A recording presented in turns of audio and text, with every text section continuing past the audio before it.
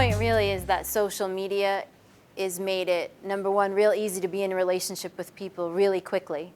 And number two, made it much more important for us to be authentic because, inauthenticity gets picked up really quickly. So for instance, if you're here and you're representing yourself as a wonderful salesperson or service department manager, et cetera, and then you go out into town, after work, and you're just horribly rude, and you don't tip people, and you push past people, and you don't want anybody to talk to you, you can't hide that kind of behavior anymore. So who you are off-site and who you are on-site really need to be the same authentic person. You need to be that person all the time, all the way down, because somebody's always watching. There's always somebody watching, even more so than there used to be. Used to be somebody watching, but they didn't have a video camera, or maybe they didn't have a media phone.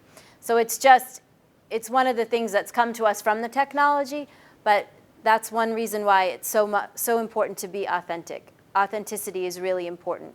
There's a particular car dealer, who shall remain nameless, that has a commercial on television where he tells you not to leave unless you've seen him. Okay? Now, to me, who's a person that does marketing and branding and all that kind of stuff, that is the most inauthentic commercial I've ever seen in my life. Because that man clearly does not care about me at all. He does not want to see me before I leave his lot. He's clearly on there saying that so that people will feel like he cares.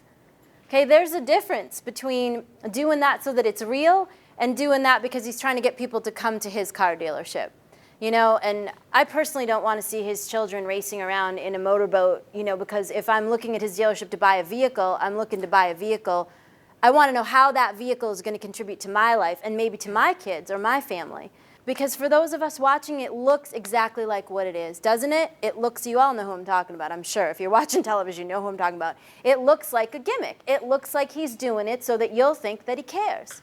Now, to me, that's even more damaging to your business than just having an ad where you're running your cars through there and maybe, putting up a few flashes of, maybe there's a sale price or something like that.